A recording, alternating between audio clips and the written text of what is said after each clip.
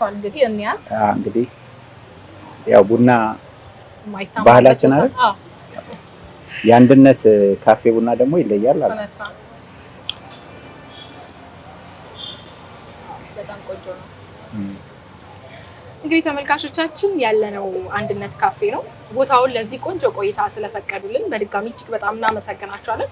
እኛም ጨዋታችን እየደራ እንግዲህ እሺ ራሱን የቻለ መጽሐፍም ስለሆነ ብዙ ርዕሰ ጉዳዮችን እያነሳን እንድንጫወትም ነው። እንግዲህ አንዱን ከአንዱ ስናረግ ብዙ ነገሮችን አንስተን እንዳልተጫወትን ይገባናል። እንግዲህ ያው ሰዓት የሚባል ነገር እየገደበን ነው ቢሄደው ሳናነሳቸው ግን ካንተ ጋር የማናልፋቸው ብዙ ርዕሰ ጉዳዮች ቢኖሩ በተለየ መልኩ የኢትዮጵያ ሬዲዮ ላይ የራስህን የሆነ አሻራ ማኖር ችለሃልና እስቲ ስለዛ አጫውተን። ብዙ ጊዜ የዲላ ከተማ ላይ ኮሚኒኬሽን ላይ የሚሰራው እሸቱ ወርቁ ስሙ በኢትዮጵያ ሬዲዮ ላይ ከፍ ብሎ ይነሳል።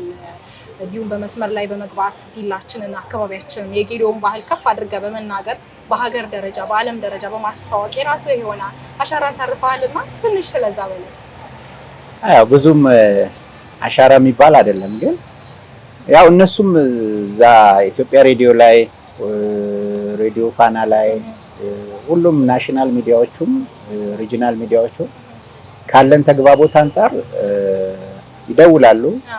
መረጃ ሲፈልጉ ለመዝናኛም የሚሆን ትምህርታዊ ነክ ነገሮች ሲኖሩ ይደውላሉ። በዛ ረገድ ላይ ያው ያለውን ነገር ባህል ነው፣ ታሪክ ነው፣ የማውቀውን ያህል አጋራቸው።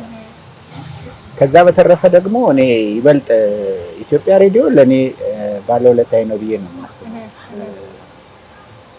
በተለይ ቡሌ በነበርንበት ሰዓት ላይ አውደ ገጠር የሬዲዮ ፕሮግራም የሚባል ነበርና እዛ ላይ በጣም ብዙ ነገሮችን እጽፍ ነበር። በጌዲዮ እያንዳንዱ ከቡና ጀምሮ ስያሜ አላቸው። ገብስ ደግሞ ስትመጪ ቡሌ ላይ በተለይ 97 ይሄ በዘመናዊ መልኩ ምርትና ምርታማነት ሲጀመር የቡሌ ገብስ አብቃይ ናት። በከፍተኛ ሁኔታ በሄክታር 42 ኩንታል ምርት የተገኘበት ወቅትና ከዛ በኋላ ያ እየዳበረ መጥቶ አሁንም በዛ ሁኔታ ያለ ነው። እነዚህ የአርሶ አደሩ ተሞክሮችን በደንብ እጽፍ ነበር። አርሶ አደሩም ደግሞ ሬዲዮ አድማጭ ነው በሰዓቱ የነበረው አርሶ አደሩ። ከዛ ያለ ቡሌ ላይ በተለይ ወደ ኢላልቻና ከዛም አልፎ ያሉ አካባቢዎች ፍልፈል በጣም ያጠቃቸው ነበር። በሳምንት 2-3 ቀን ጧት እየወጣ መሬት እየቆፈረ ፍልፈል የመግደል ዘመቻ ያካሂዱ ነበር። በቃ ምንም አማራጭ ስላጡ ማለት ነው። እኛ ደግሞ ያንን እንሄዳለን እናያለን። አርሶ አደሩ ጋር ጧት ከነሱ ጋር ተነስተን ቀረጻ እናካሂዳለን። እና አንድ ጊዜ የቡሌ ወረዳ የአርሶ አደሩና የፍልፈል ግብግብ የሚል አውደ ገጠር ሬዲዮ ፕሮግራም ላይ ጽፌ ያ ከተነበበ በኋላ ያንን ነገር መከላከል የሚቻልበት መንገድ ለአርሶ አደሩ እገዛ ሊያደርጉ የሚችሉ ኤንጂኦዎች መጥተው በዛ መልኩ ለተወሰነ ጊዜ ያ ጾም የሚያደር የነበረ መሬት ታርሶ ምርትና ምርታማነት እያደገ የመጣበት ሁኔታ አለና በዛ ልክ ነው አውደ ገጠር የሬዲዮ ፕሮግራም የኢትዮጵያ ሬዲዮንም ስጠቀምበት በዛ ነው። እና አሁንም ሁሉም ጓደኞቼ ናቸው ማለት ይችላሉ እዛ ያሉት ጋዜጠኞች በሙሉ ማለት ነው። መልካም እንግዲህ ከዛ ባለፈ እንግዲህ ያው መቼም መረጃዎችን እያሰባሰብን ነበረ ብዬ ካነበር ከወዳጆች ተመልካቾችም እንደሚያዩት ብዙ ምስሎች አሉ። በተለይ ደግሞ ከሙዚቃው ንጉስ ከጋሽ ጥላሁን ገሰሰ ጋር እንግዲህ አንድ ፎቶ ማግኘት እንችላለን። ከአንድም በላይ 2 ማግኘት ይችላልና እስቲ ስለዛች ፎቶ አስታውሰን። እንዴት ነው ጋሼን የማግኘት እድሉን ያገኘኸው? አዎ ታገኛለሽ። ከብዙዎቹ ጋር ተገናኝቻለሁ። የሚገርምሽ እኔ በጣም እድለኛ ነኝ። አጋጣሚ እንደውም ፎቶቻቸውን ያላገኟቸው ፎቶ ተነስቼ ያልወሰድኳቸው ፊት አውራሪ አመዴ ታስታውሻቸዋለሽ ወይም ደግሞ ስለሳቸው ሰምተሽ ሊሆን ይችላል።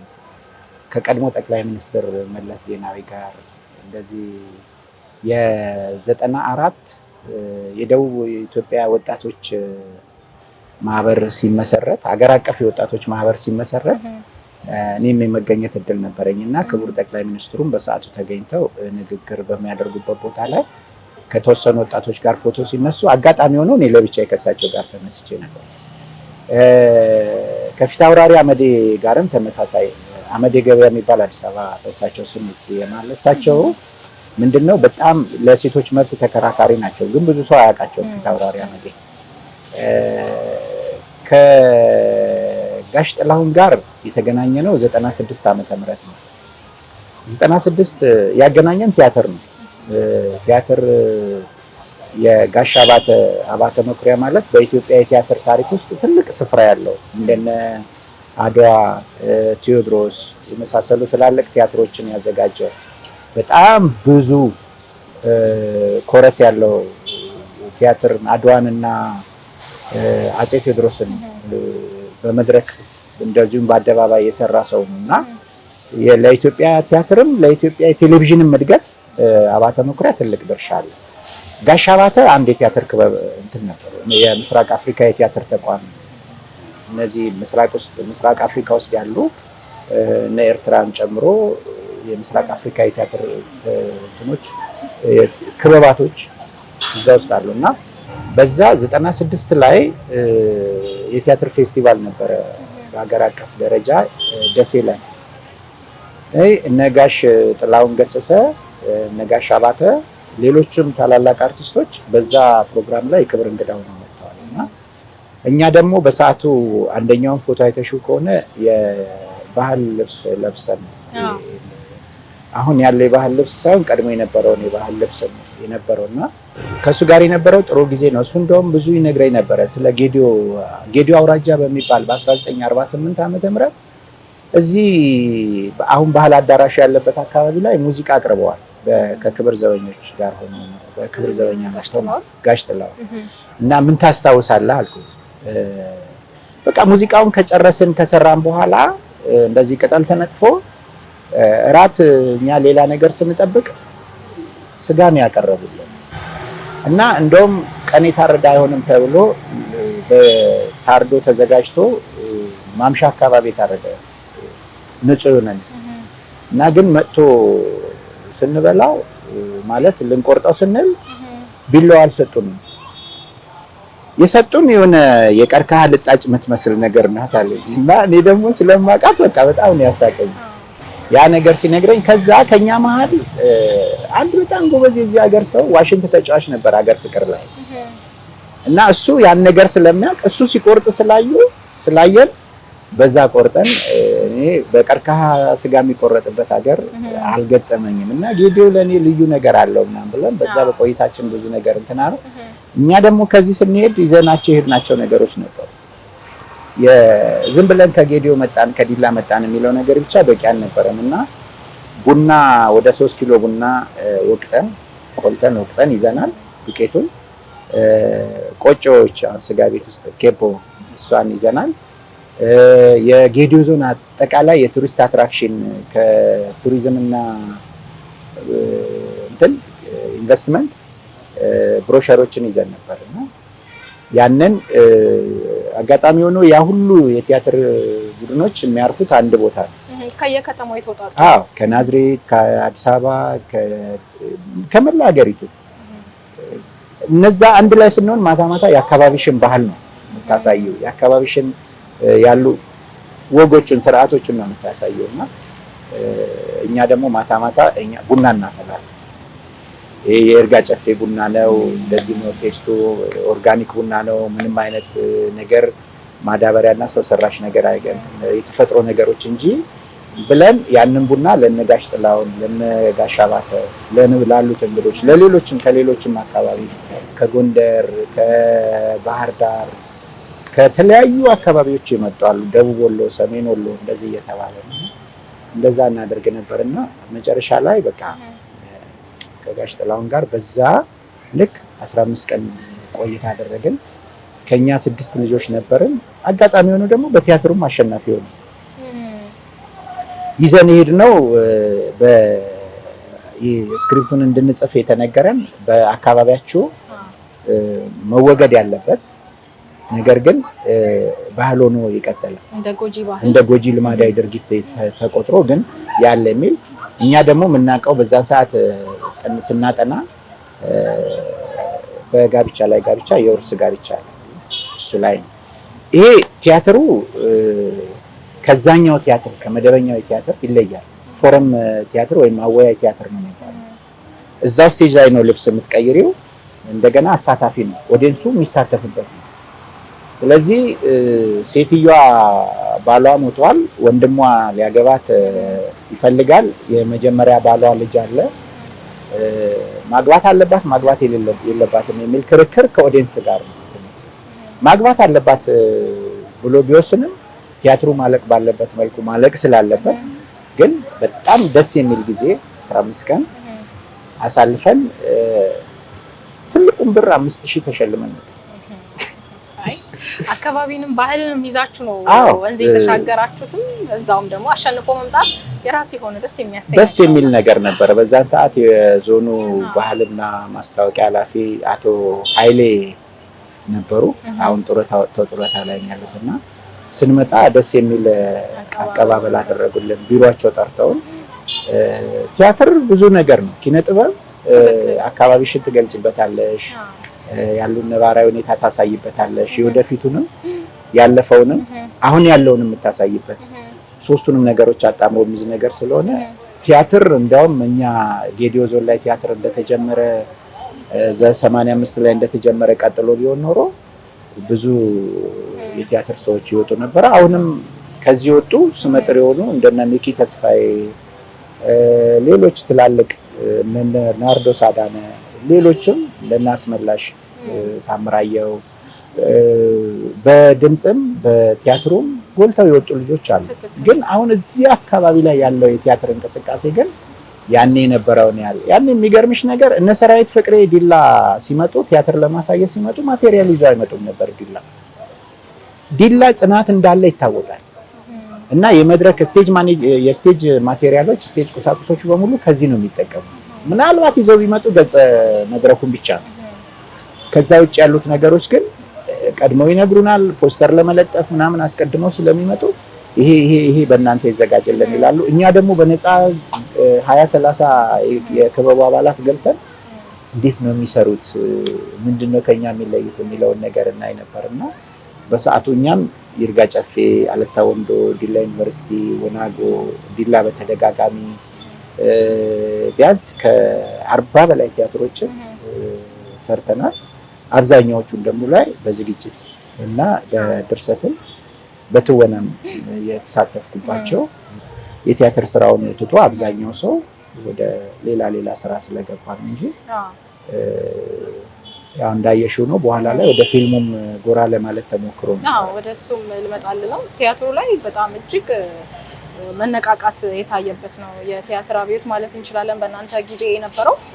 በእርግጥም ዲላ ላይ እስካሁን ድረስ ወጣቶች በቲያትሩ በሙዚቃውም በተለያየ ጽሁፍም ድርሰትም ብዙ ገጣሚያንም የምታፈራ ያለሻት እንግዲህ ልጆች አልጠፉም።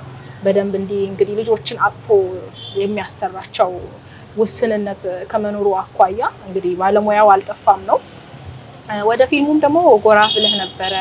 በካሜሶ ፊልም ላይ ረዳት አዘጋጅ ነበር። እስቲ ስለዛም ደግሞ ትንሽ በለ።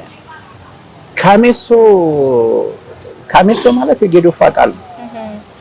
ካሜሶ ማለት ጀግና እንደማለት ነው። አጋጣሚ ይህንን ስያሜ ያመጣው ነፍሱን ይማረውና እሸቱ ማሩ የሚባል ከኛ ጋር የሚሰራ ጎበዝ ካሜራማን ነበር። ያ ቲያትር ደራሲው አቤል ፍቅሬ ይባላል። አሁን አዲስ አበባ ነው ያለው። ያንን የመጀመሪያ ስክሪፕቱ የቤተክርስቲያን ስክሪፕት ነበር። የቤተክርስቲያን ድርሰት ዲያቆና ያቤል ዲያቆና። በኋላ ፊልም በደንብ እንትን እያለ ሲመጣ ስለ ፊልም በደንብ እየተወራ ፊልም ሀገር ውስጥ እየተስፋፋ ሲመጣ ወደፊትም ፊልም ለመጻፍ እንድንሞክር በኔ ስክሪፕት ለምን ፊልም መጻፍ አንለማመድም የሚል ነገር አቤል ራሱ ሐሳቡን አመጣ። ሲያመጣ ስለ ፊልም አጻጻፍ የሚያስረዳን መጽሐፍ ፈለግንና ገዛን። ከዛ እኔ አቤል ይበልጡኑ ብዙ ስራዎችን ስክሪፕቱን የጻፈው አቤል ነውና ይሄን እንዲህ ብታረገው ስንል በኋላ እሸቱም ካሜራማን ስለሆነ አቤል ፎቶ ቤት ይሰራል አጋጣሚና እዛ ሲመጣ እንደዚህ አይነት ነገር ስንነጋገር እሸቱም የራሱን ሀሳብ ሲጨምርበት እኔም የሆነ ነገር ሳመጣ አቤል ሲል እንዲህ እየተባለ ስክሪፕቱ አለቀ። አሁን ስክሪፕቱ ካለቀ በኋላ ሀሳብ እየሰፋ መጣ። እሸቱ ምን ሀሳብ አመጣ? አዲስ አበባ ሄደ ብታስገመግመው የፊልም ስክሪፕት የሚገመግሙ ሰዎች አሉ። አዲስ አበባ ወሰደና አስገመገመው። ከዛ በኋላ መሻሻል ያለባቸው ነገሮች ተሻሽለው ባህላዊ ነገሮችን ጨመርንበት። አሁን ከመንፈሳዊ ነገሩ ወጣ አለና ወደ ዓለማዊ ነገሮች መጥቶ ግን የጌዲዮ ብሔርን ባህል የሚያሳዩ ነገሮች መካተት አለባቸው የሚል ነገር አመጣ። ይሄ ሲሆን እንግዳ ሲመጣውን እዚህ ወደ ከ500 ምናምን በላይ ሶንጎች አሉ አይደል? ማንም ሰው ሲመጣ እዛ ሶንጎ ውስጥ ገብቶ ያርፋል። ክፍት ነው የሚሆነው። እና ያን ማሳያ መንገድ ስንፈልግ ገጸ ባህሪዋ ላይ የሚደርሱ የተወሰኑ መሳደዶች አሉ። ከዲላ ይርጋ ጨፌ ተጠልፋ የምትወሰድበት ፓርት አለ። እዛ ሄዳ እዛ ሶንጎ ውስጥ ገብታ እንድታርፍ የአካባቢው ሰው ደግሞ የአካባቢው ሶንጎ አባት መጥተው ቤታቸው ወስደው የሚያበሏት፣ የሚያጠጧት፣ የሚያሳድሯት ያን ደግሞ ስላደረጉ የሚደርስባቸው የተለያዩ ነገሮች አሉ ፊልሙ ላይ ያደርጉና እንደዛ አድርገን ባህላዊ ነገሮችን ባህላዊ ምግቦችን በዛ በኩል ማካተት ፈለገን። እንግዳ እንዴት እንደሚቀበል ማህበረሰቡ ያን ነገር አካተትን። ጥሩ ሆነ። በኋላ ታዋቂ አርቲስቶችን ካላካተታችሁ የፊልም አይታይላችሁም ማለት ነው። በኋላ አቤል በጣም ብዙ ዋጋ ከፈለና አዲስ አበባ ሄዶ 2 አርቲስቶችን እንቁ ስላሴንና ዮዲት የምትባል እንቁ ስላሴ አሁን በህይወት የለም፣ እነሱን አመጣ። ከዛ ውጭ ያሉት ግን በቁጥር 5-6 የቲያትር ሂንት ያላቸው የፊልም ሂንት ያላቸው ልጆች እዛ ላይ የሚሳተፉት በጣም ጥቂቶች ናቸው። ከዛ ውጭ ያሉት በሙሉ ስለ ፊልም ስለ ቲያትር ምንም የማያውቁ ሰዎች ናቸው የተሳተፉት። ጋሽ ፍቃዱ የልጅቷ አባት ሆነው የሚሰሩት፣ ሌሎች እናታችን ወይዘሮ አበራሽ ሙርቲ፣ ሌሎች የዚህ ዲላ ማረሚያ ተቋም ኃላፊ የነበሩ ወጣቶች፣ ብዙ ወጣቶች፣ ዋና ገጸ ባህሪ የሚጫወተው የልጅቷ ጓደኛ ሆኖ የሚጫወተው፣ በአጠቃላይ እዛ ውስጥ ያሉት ፋሲል የሚባል ልጅ አለ፣ በረከት የሚባል ልጅ አለ፣ እኔ ያለው በላቸው ንጉሴ የሚባል ልጅ አለ። ከዛ ውጪ እና ሴቶች ሰመሃልና ምህረት የምትባል ልጅ አለች። ከነዚህ ውጪ ሌላው ስለ ቲያትርም ስለ ፊልምም የሚያውቅ ግን ያው የዲላ ያፈራቻቸው ልጆች የዲላ ሰዎች ናቸው በሙሉ። እና እንደዛ ሆኖ ጎልቶ ሲወጣ በምክትል አዘጋጅነትም ተጨማሪ ሀሳብ በመምጣት ከቡሌ እየመጣው ነበር የምሰራውና ብዙውን ግን በቲያትር ቋንቋ የገጸ ባህሪ ትንሽ የለውም እና ያቺ ትንሿ ገጸ ባህሪ ለትልቁ ገጸ ባህሪ ድጋፍ ነው የምትሆነውና የሆነች ቦታ ላይ ያው ግልጭ ብዬ እንደው ነገረኛ ጠበቃ ሆኜ የምሰራበት ቦታ ላይ አለ። ከየሰውየው አባሪ ተባባሪ ሆኜና አብዛኛው ሰው እዛ ላይ እንዳለው አያውቅም።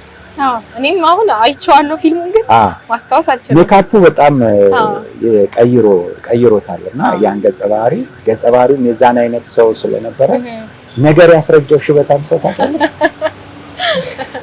እንደዛ ነው ያለው እና እዛ ላይ በጣም አዲስ አበባ ላይ እዚህ ዲላም ተመረቀ፣ አዲስ አበባም ተመረቀ።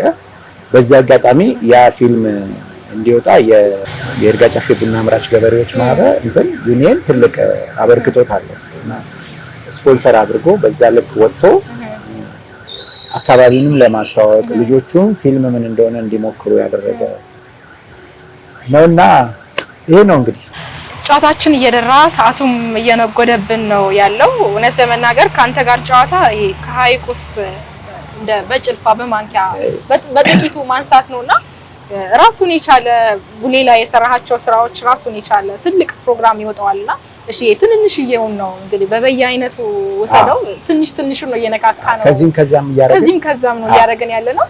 ግን እንዲሁ ሳንጠይቅ የመጨረሻ ጥያቄያችን እንዲሆን የስራ ባልደረቦች ወዳጆች ከእሸቱ ምን ያስገርማቸዋል ብለን ጠይቀናቸዋል። እንግዲህ እሺ በራሱ ብዙ ጊዜ ይቀልዳል።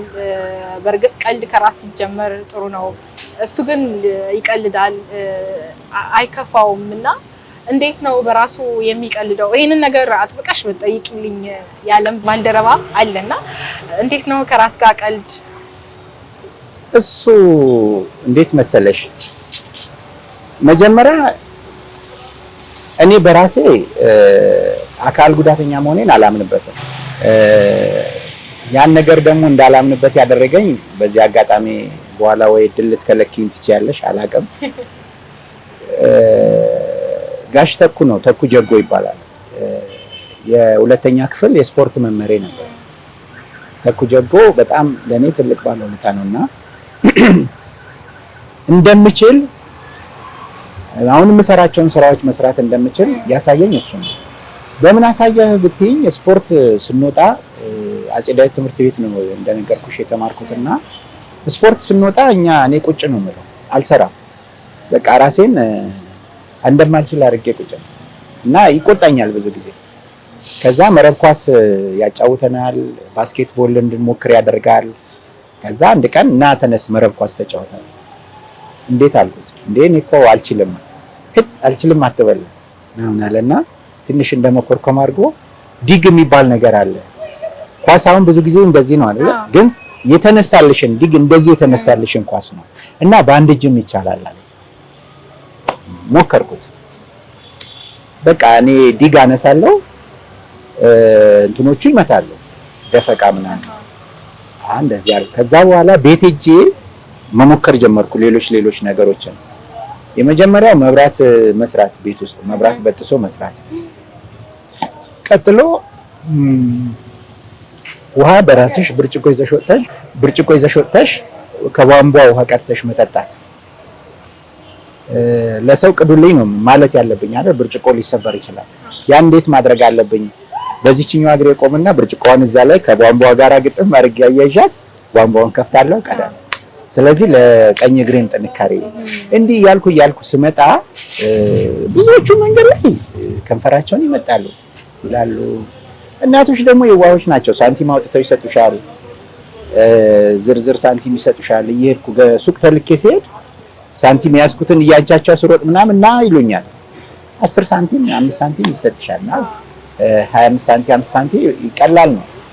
ስለዚህ ይሄን ነገር በምንድን ነው ማስጣል ያለብኝ? በራሴ ላይ እንደምችል በማሳየት እና በመቀለድ እና ብዙ ጊዜ በራሴ ላይ በጣም እቀልዳለሁ። አንዳንዶቹ እኔ በምቀልደው ቀልድ ይደነግጣሉ። እንዴት ነው ይሄ ዝናብ በቃ ያንተን እጅ አላበቀላል አይደል ይላሉ።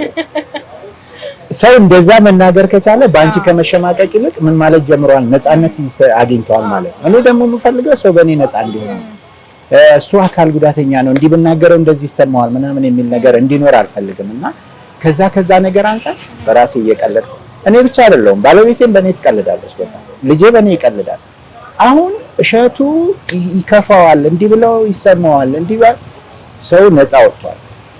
እንደዛም ሆኖ ደግሞ ብዙ ገጠመኞች አሉ። አሁን በተለይ ክፍለ ሀገር ወደ ቤተሰብ ጥየቃ ሲሄድ ሐዋሳም አልፎ ሲሄድ ብዙ ጊዜ በሸሚዝ ነው የሚሄደው እና ሻንጣ ምናምን ካልያዝኩ መኪና ውስጥ አያስገቡኝም። አሁን መኪና ውስጥ ጤናማውም የተለያየ ሰው አይደለ ሳንቲም የሚጠይቀው ለልመና የምገባ ነው የሚመስላቸው እና ሞልቷል ጋሼ ይሉኛል እና እዚህም ዲላ ሆኖ አሁንም የማያውቁኝ ሰዎች አሉ ብዬ አስባለሁ እና ይመጣሉ። እቺ አንዳንድ ብር ሳንቲሟ እሷን አምጥተው እጄ ላይ ጣል አድርገውልኝ የሚሄዱ ሰዎች አሉ። አትመልሽም፣ ምክንያቱም ሰውየው እንዲደነግጥብኝ አልፈልግም። ቀበልና ኪሴ ውስጥ ነው የምከተው። ያው እንግዲህ ሰጥቶሽ ነው እሱ በቃ ሰጥቼዋለሁ፣ ይሄን ሰውዬ አገዝኩት ብሎ ሊሆን ይችላል በሰዓቱ ያንን የሰጠሽ። ስለዚህ ያው በክፋት አይደለም። ያንን ደስታውን ደግሞ እኔ እኮ ለማኝ አይደለሁም እኔ ቢጤ አይደለሁም ብዬ ላስደነግጠው አልፈልግም፣ ሊሸማቀቅብኝ ነው። ስለዚህ እቀበልና ከቻልኩ ለሌላ ሰው ሰጣለሁ፣ ካጣ ደግሞ ኪሴ ውስጥ ይዤ ማን ያውቃል ቀላቅዬ ቡና ጠጣበት ይሆናል እና ነፃ ነው። አሁን በጣም ደስ የሚልሽ ነገር ነፃ ነው። መጀመሪያ ላይ ገና እጄ እንደተሰበረና ከጥቁር አንበሳ ሆስፒታል እንደወጣው አካባቢ ብዙ ስሜቶች ነበሩ። በዛም ሆኖ ደግሞ በእጄ ምክንያት ብዙ የሚያሳዝኑ ነገሮች ተከስተዋል። እንዳልኩሽ አይችልም የሚለው ነገር በሰዎች አእምሮ ውስጥ አለ። እኔ አሁን እግዚአብሔር የተመሰገነ ይሁን። እያንዳንዱ ስራዎችን ራሴ ነው የምሰራው። ኮምፒውተር እሰራለሁ። እንደውም ከኔ እኮ ይሄን ያህል የሚወራለትን ጉዳይ አይደለም። ምክንያቱም ከኔ የበለጠ ስራ የሚሰሩ የአካል ችግር ኖሮባቸው በጣም ትልልቅ አስገራሚ ነገር የሚሰሩ ሰዎች አሉ። አንዳንዴ ምን ይገጥመኛል መሰለሽ፣ አንዳንድ ጓደኞች አሉ ስልክ እያወራው የሄድኩ እያለ ሊጨብጡኝ ይመጣሉ። አሁን እነሱም እንደሚያስቡት ስልኩን ይዘጋዋል፣ ስልኩን ዘግቶ ይጨብጠናል፣ ሼም ይዞት ምናምን የሚል ነገር። እኔ ስልኩን አልዘጋም። እነሱ እጃቸውን አዞሮ ይጨብጣሉ። ስልኳን በዚህ አዞራትና እንደዚህ ይዤ እያወራሁ እነሱን ጨብጣቸዋለሁ። መጨበጡን ትተው እየሳቁ ይሄዳሉ። ለምን? የነሱ ታርጌት ስልክ ማውራውን እንዳቋርጥ ነው። ብዙ ጊዜ ቲያትር ስሰራ ያው የሚያሳምን ገጸ መድረክ ላይ አሳምነሽ መስራት መቻል አለብሽ። መምሰል ሳይሆን መሆን ነው የቲያትር ኮንሴፕቱ፣ የገጸ ባህሪ ኮንሴፕቱ። ስለዚህ ቲያትሩን ሰርቼ ከርቴን ኮል ላይ ወይም መድረክ ትውውቅ ላይ ወጥቼ ስንት ይመጣሉ ከመድረክ ጀርባ ዞረው አንተ እጅ ቀጥለ ነው እንዴ የተጫወትከው ቀደው ይላል። ያው በተለይ ድቡ ቀለበት የሚባል ቲያትር ነበረ በጣም ሰካራሙኝ የምጫወትበት እና 6 ትዕይንት ነው ያለው። 6ቱም ትዕይንት ላይ ያለው የኔ ገጸ ባህሪ የጋሽ ተክሉ ገጸ ባህሪ ተለዋጭ ነው እና በጣም ሰካራም ላይ ሽንቱን መቆጣጠር እስከሚያቅተው ድረስ የሚጠጣ ደግሞ የዛ መሀል ምስኪን የሆነ ሰው ነው እና በዛ ልክ እንትን ስል ብዙዎቹ ያ ቲያትር ሲያስታውሱት አሁን እሸቱ ግን የዛን ቀን ወይ አርቲፊሻል ገጥመሃል ምናምን፣ እኔ ግን እንደዚሁ ነው። ምንም የተለየ ነገር አድርጌ አይደለም የምጫወተውና በቃ እነሱ በገጸ ባህሪ ውስጥ ገብተዋል ማለት ነው። አሁን እሸቱን ሳይሆን እዛ ጋር ያዩት ትክክለኛውን ጋሽ ተክሉን ነበር እያዩት የነበረው። ብዙ ልምድ ካለው ሰው ፊት ቁጭ ብሎ እንደዚህ መጫወቱ ለኔ በጣም ከባድ ነው። ግን ያው ብዙ ነገር እንግዲህ ስጠይቅም ተሳስቼም ሊሆን ይችላል በንግግርም፣ ለዛ በጣም ይቅርታ ጠይቃለሁ። ያው መጠየቅ ያለብኝንም የሌለብኝንም ልጠይቅ እችላለሁ። ብዙ ግን ያልጠየቅናቸው ያነካናቸው ርዕሰ ጉዳዮች እንዳሉ እርግጠኛ ነኝ። በሌላ ጊዜ በሰፊው ፕሮግራም እንደምንገናኝ በጊዜ መተን ይኸው እስኪመሽ ድረስ እንደዚህ ደግሞ ቁጭ ብለን ተጫወትን። ግን ብዙ ነው ያንተ ነገር፣ ያው ተነግሮ አያልቅም። ከዚህ በላይ እድሜ ጤና ይስጥልን፣ ከፍ በልልን እንላለን፣ ያቆይልን። ለእኛም ለቀጣዩም ትውልድ ራስን የቻልክ ትምህርት ቤት ነህ አንተ። ብዙ ነገር ያሳለፍክ ሰው ስለሆነ በተለይ ደግሞ በጋዜጠኝነቱ ላይ የራስህን አሻራ ማኖር ስለቻልክ እውነት እኛም አንተን አግኝተን ደግሞ እንደዚህ ቁጭ ብዬም ቆይታ ስላረኩኝ ክብር ይሰማናል፣ ክብር ይሰማኛል ለማለት እወዳለሁ። በመጨረሻ ማመስገንም ማለትም ይሄ ቀረሽ ይሄን ብትይ የምትለኝም ነገር ካለ እድሉን ናለው ብሌን። አሁን አንዳንዶቹ ወይ መጠየቅ ሳይኖርብኝ የተጠየቁት ነገር የለም። በጣም ደስ የሚል ቆይታ ነው እንትን ያልኩትና እንዳልሽው ብዙ ነገሮችን አንዱን ብቻ መዘን ብንቆይ በጣም ብዙ ነገሮች አሉ። በተለይ እኔ ከደራሮ በዓል ጋር ተያይዞ አዲስ አበባ ላይ ወደ 90 ምናምን ለቴሌቪዥን ለኢቲቪ የሚከፈል የማስታወቂያ ብር ይዤ ስዞር ያደርኩበት ቀን አለ፣ አልጋ አጥቼ ማለት ነው። እና ያ ማለት የምትከፊው ዋጋ ውጤት ሲያመጣ ደስ ይልሻል። አንደኛው ደስታዬን ነው የምገልጸው በዚህ አጋጣሚ። ከዛ በተረፈ አሁንም እንደ ጌዲዮ ዞን፣ ጌዲዮ ስሟ ትልቅ ነው፣ ትልቅ ህዝብም ነው፣ ትልቅ ታሪክ ያለው ማህበረሰብ ነው። ትልቅም ለሌሎች አካባቢዎች ትምህርት የሚሆኑ ነገሮች አሉ። እዛ ላይ በተለይ የሚዲያው ጉዳይ ላይ በደንብ ትኩረት ተሰጥቶት ቢሰራ፣ ከምንም ነገር በላይ የሚሰሩ ስራዎች የቴሌቪዥን እና የሬዲዮ ድጋፍ ቢኖራቸው። አሁን ጥሩ ነገር ነው። የጌዲዮ ቴሌቪዥን ተከፍቷል። የጌዲዮ ቴሌቪዥን መከፈት ደግሞ ለእነዚህ ነገሮች ይበልጥ መውጣት አስተዋጽኦ ከፍተኛ ነውና ይበልጥ ተበረታቶ እዚህ አካባቢ ላይ ያሉት ሚዲያዎች በደንብ ትኩረት ቢሰጠውና በደንብ ቢሰራ።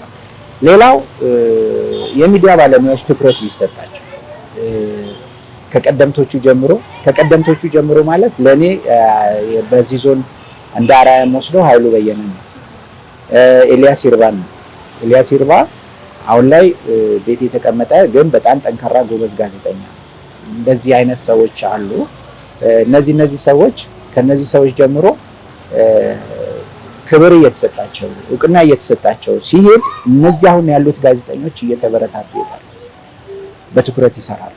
በተረፈ ዲላ ከተማ ላይ ከኔ ጋራ የከተሞች ፎረም በየሀገሩ ስንዞር ለ9 ለ10 ዓመታት የከተሞች ፎረም ላይ አብረን እየሰራን የቆየናቸው ከኔን ሲያግዙ የነበሩ እንደነ ሙሉቀን ከበደ ለስራዎች የመሳካት ለዶክመንተሪዎች የመሳካት እገዛ ሲያደርጉልኝ የነበሩ በቀረጻ አብረውኝ የነበሩ እና አሸናፊ ሽፈራው እነ ሳሙኤል ገብረጻዲቅ። ስለዚህ እንደነዚህ አይነት ነባር የቀደምቶቹ በሙሉ ስማቸውን የጠራኋቸው ያልጠራኋቸው በሙሉ በጣም ለዚህ ደረጃ መድረስ ሌላው እንደ አስተማሪም እንደ ጓደኛም ለኔ ትልቅ ባለውለታዬ እንደ አባትም የዳሩኝ የኳሉኝ የቀድሞ የጥበብ ኮምፒውተር ባለቤቶች አቶ ብሩክ አሰፋና አቶ ሰለሞን ተክሎ ሳገባ የሚገርምሽ እኔ ወርቅ አልገዛው ልብስ አልገዛው እነዚህን ሁሉ ነገሮች የተወጡ እንደነ መብራቱ ግደይ እንደዚህ የመሳሰሉ ሰዎች በሰዓቱ ሁሉም በዚህ በኔ ሰርግ ላይ በኔ ደስታ ላይ በኔ ድምቀት ላይ አስተዋጽኦ የነበራቸው በሙሉ በዚህ አጋጣሚ በጣም አመሰግናለሁ። የሚያከብሩኝ የጌዲዮ ዞን አመራሮች፣ የወረዳ የዞን የከተማ አስተዳደር አመራሮች በሙሉ ክብረት ይስጥልኝ። አሁን ከትንሽ ቆይታ በኋላ ምናልባት እግዚአብሔር ቢፈቅድ ወደ ራሴ ነገሮች ወደ ራሴ ስራዎች ወደ እየገባው ነው ያለሁትና እገዛችሁ እንደማይለኝ ተስፋ አደርጋለሁ። ብሌኒሻ በጣም አመሰግናለሁ። የጌዲዮ ቲቪ ካሜራ ባለሙያዎች፣ ጋዜጠኞች፣ በአጠቃላይ ልጆቼም ወንድሞቼም ናችሁና ከልብ አመሰግናለሁ። እንግዲህ እነዚህን ሁሉ ሰዎች ሳመሰግን የመጨረሻውና ትልቅ ልዩ ምስጋና የሚገባት ባለቤቴ ወይዘሮ ፀሐይ ጎሾ፣ ልጄ አናንያ ሸቱ፣ ዮሐንስ አማረ፣ አዳነች ፍቃዱ በጣም በጣም አመሰግናለሁ። ቤት ውስጥ በዓልን ስንውል እኔ በሌለውበት በዓል ይደብራቸዋል፣ ይከፋቸዋል። ነገር ግን የኔን የስራ ባህሪ አክብረው እንደ ነገሩ እያሳለፉ እኔ ስመጣ ደግሞ የበለጠ ድምቀት እንደሆነ ለስራዬም መሳካት እዚህ ለደረስኩበት ነገር በተለይ ባለቤቴ ፀሐይ ጎሹ፣ ቤተሰቦቿ፣ ወንድሞቿ በሙሉ ለኔ ያላቸው አክብሮት ከፍተኛ ነው። እንዳከበራችሁኝ ክበሩልኝ። ባለቤቴ ፀሐይ ጎሹን ረጅም እድሜና ጤና ሰጥቶን 50-60 የጋብቻ ዓመታችንን ለማክበር ያብቃን ላለው በጣም አመሰግናለሁ። እሺ እኛም በጣም እናመሰግናለን። ካለች ሰዓት ላይ ይህንኑ ሰዓት ሰተህን በእውነት ቀኑ ሙሉ ዋልን ማለት እንችላለን። እጅግ በጣም እናመሰግናለን። እግዚአብሔር ያክብርልን። በድጋሚ እድሜ ጤና ሰጥተው ከዚህ በላይ እንግዲህ ስራዎች ከፍ ብለው አብበው ያቆይልን ለማለት እወዳለሁ። እግዚአብሔር ያክብርልኝ። አሜን። ሁላችንንም ያክብረን። የእንግዳ ሰዓት ፕሮግራማችን ይህንን ይመስላል። የተወደዳችሁ ተመልካቾቻችን ይህንን የመሰለ ቆይታ እንድናደርግ ለፈቀዱልን ለአንድነት ካፌ ምስጋናችን ይድረሳችሁ እያልን ወደ ስቱዲዮ እናንተን እንመልስ። መልካም ጊዜ